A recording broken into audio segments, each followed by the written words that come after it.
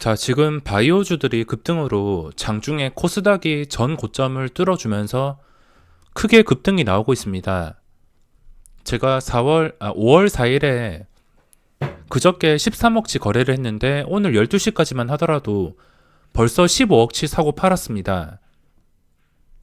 제가 그동안 정체기가 약간 있었는데 요즘에는 바이오 때문인지 뭐 때문인지 모르겠지만 그게 뻥 뚫려가지고 신고가 종목이 쏟아지다 보니까 매매 금액이 하루에 크게 늘어나고 있습니다. 원래는 뭐 하루에 많이 거래해봤자 한 최소 거래해서 1억에서 한 4억 정도 뭐 그 정도 거래하다가 요즘에는 하루하루 거의 기본 10억은 매매를 하고 있습니다. 그만큼 지금 신고가 종목이 쏟아지니까 매매 금액이 크게 늘어나고 있으며 매일 바쁜 하루를 보내고 있습니다. 지금 점심시간이 다 되어 가는데 그 틈을 이용해서 영상을 제작하게 되었는데 우리나라 주식시장에서는 지수를 주도할 수 있는 종목이 대표적인 업종을 보면은 반도체와 바이오가 있습니다. 특히 코스피를 주도하기 위해서는 이 삼성전자가 올라줘야 되지만 삼성전자의 수급이 이미 꼬여버렸습니다. 지켜줘야 될 자리, 가야 될 자리 이거 다 못 갔기 때문에 반도체의 대장 삼성전자가 못 갔기 때문에 지금 반도체가 아닌 바이오 쪽에서 상승이 나오면서 지수를 견인하고 있습니다. 삼성전자가 우상향으로 가져와야 되는데 이게 힘들기 때문에 지금 바이오 쪽에서 돈이 몰리고 있는데 지금 바이오 관련주들이 모조리 급등이 나오고 있습니다. 상승 이유는 알 필요가 없습니다. 오직 거래량과 추세, 고점 돌파가 말해주기 때문에 뭐 뉴스 한 방에 움직이는 요즘에 뭐 치료제 같은 그런 테마주들 그런 게 아니라면은 지금 급등해서 추세가 굉장히 좋은 바이오는 어디까지 급등이 나올지 알 수가 없습니다. 2018년에도 대상승장에서 코스닥 지수가 900포인트를 넘을 때 이 구간에서 셀트리온, 신라젠 이런 종목들의 중심으로 바이오주들이 급등하면서 900포인트까지 올려놨습니다. 뭐 지금 900포인트를 넘기에는 좀 무리가 있긴 하지만 그래도 지금 지수가 무너지지 않고선 계단식 상승 이게 바이오의 영향이 굉장히 큽니다. 지금 분위기가 그래도 오늘 분위기로만 봤을 때 저번에 바이오 급등장 분위기와 비슷한데 이런 바이오 종목만 잘 단타로 활용한다면 엄청나게 득이 될 수 있는 종목이며 반도체와 다른 점이 분명히 있습니다.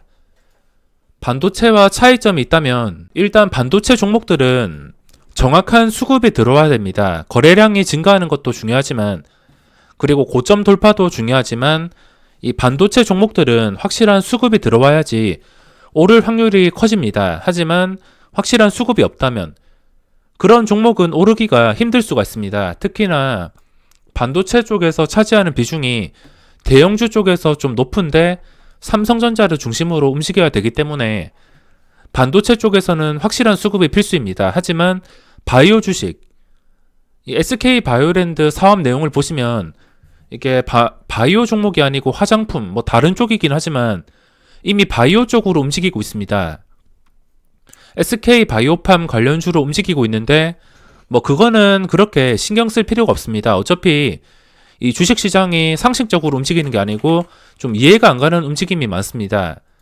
써니전자도 이게 안전수 관련주가 아님에도 계속 이게 관련될 때마다 주가가 급등하고 뭐 또 최근에 뭐더라 그 501이란 종목 그것도 마스크가 아니라 했는데도 마스크주들이 급등할 때마다 오르고 뭐 주식시장에서는 그런 게 중요한 게 아닙니다. 주가가 정확한 자리에서 정확한 재료에서 반응을 주냐 안 주냐 그게 가장 중요합니다.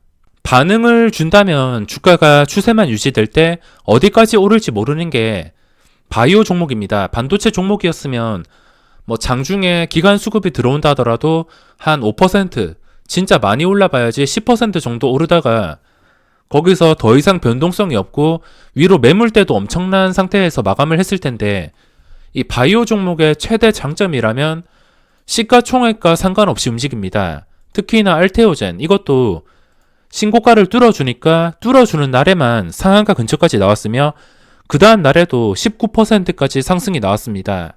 시가총액만 2조 가까이 되는 금액인데 이런 종목이 그냥 코스닥 잡주처럼 움직이고 있습니다. SK바이오랜드도 마찬가지.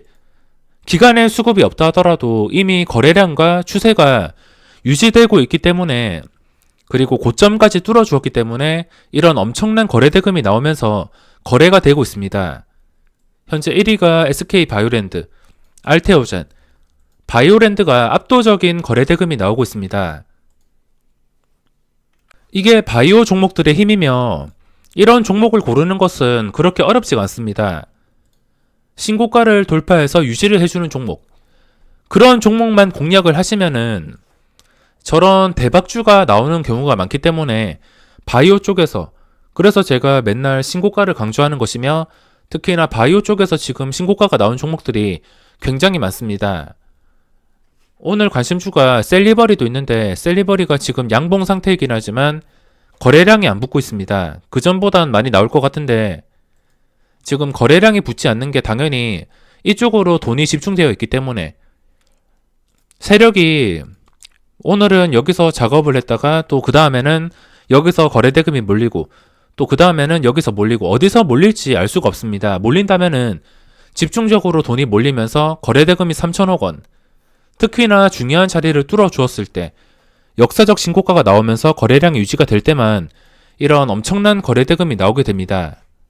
그리고 이런 바이오 종목들에서 조심해야 될 부분이 분명히 있습니다. 주가가 어디까지 무한정으로 상승하는 건 아니기 때문에 자신의 기준으로 적당히 먹었다 싶을 때, 적당히 올랐다 싶을 때는 그때부터 매매를 포기할 줄도 알아야 됩니다. 저는 이 알테오젠을 오늘까지 매매를 했지만 이게 자리를 정말 쉽게 주었습니다. 항상 장 초반 고점이나 시초가를 기준으로 대응한다면 어떤 종목이든 정말 쉽게 대응할 수 있습니다. 제가 올라가는 과정에서 팔고선 끝까지 상승을 누리지 못했지만 그래도 이렇게 쉽게 내어주는 종목이 있다는 것 자체가 호재이기 때문에 그 다음에 뜨는 이런 종목들을 발굴할 줄 알아야 됩니다.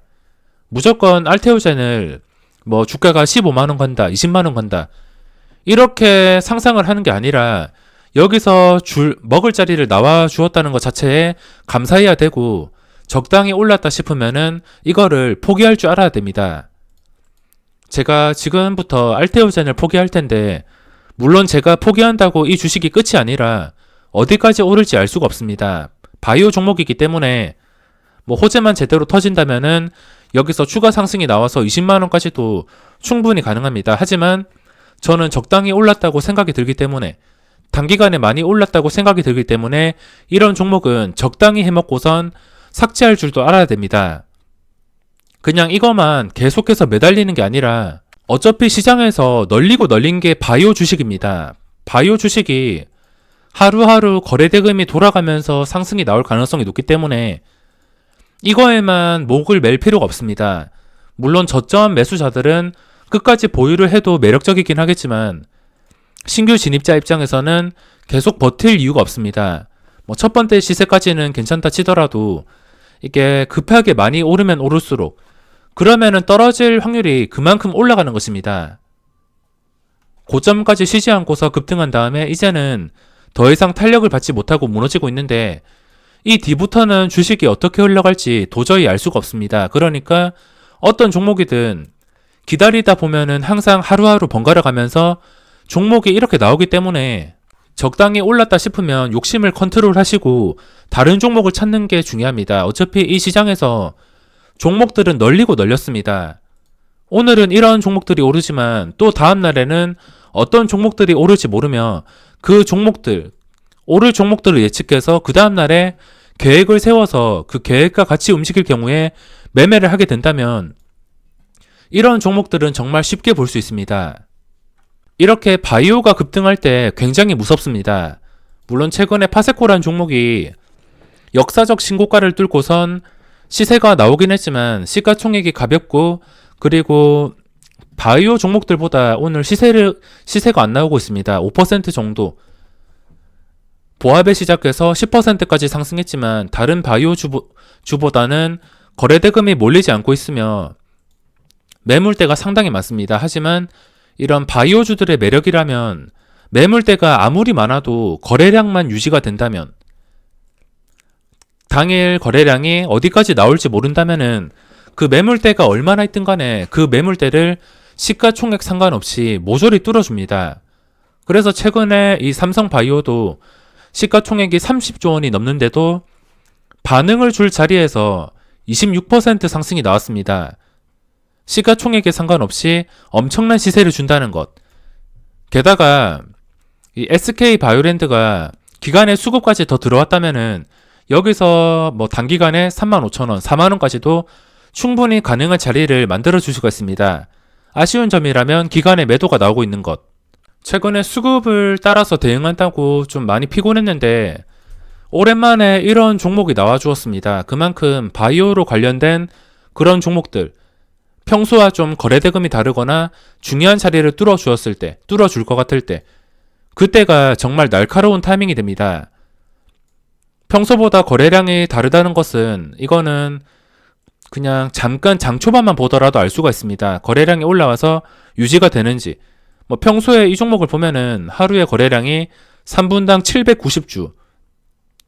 그냥 완전히 죽어있던 종목이 갑자기 거래량이 올라왔다는 것 자체가 여기서 중요한 자리까지 근접을 하게 된다면 당연히 엄청난 신호가 될 수 있습니다.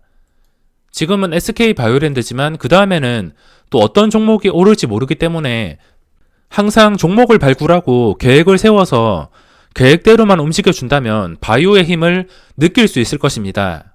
주의해야 될 게 하나 더 있다면 너무 테마성이 강한 종목이나 임상 실패 리스크가 있는 것들, 뉴스 한 방으로 마이너스 20% 뭐 이렇게 한 방에 무너질 만한 것은 피해야 됩니다. 홀딩하는 것보다 당일 시세가 나올 때 비중을 높게 잡고선 크게 먹는 게 훨씬 더 마음 편하고 좋습니다. 그리고 최근에 폭락한 종목이 악재가 떠서 폭락한 종목이 메디톡스가 있는데 바이오가 아무리 좋다 하더라도 이런 엄청난 리스크가 있습니다. 메디톡스 주주라면은 이 황금선 위에서 갑자기 악재가 떠서 그 보톡스에 관련된 악재가 떠서 갑자기 쩌마 이렇게 나올 줄은 아무도 상상을 못했을 겁니다. 다른 바이오도 이런 잠재적인 엄청난 리스크가 있습니다. 반도체 종목이면 이런 리스크가 나온다 하더라도 제한적인데 그래도 이런 바이오주들은 악재가 심하게 뜰 경우에는 최소 마이너스 10%에서 20% 심하면은 점알까지도 갈 수 있기 때문에 무조건적인 홀딩은 피하셔야 됩니다. 항상 중요한 자리를 뚫어 주었을 때 거래량이 몰릴 때 그때만 잘 활용해서 비중을 높게 잡아서 단기간에 큰 수익을 노려보는 게 가장 안정적인 매매가 가능할 것입니다.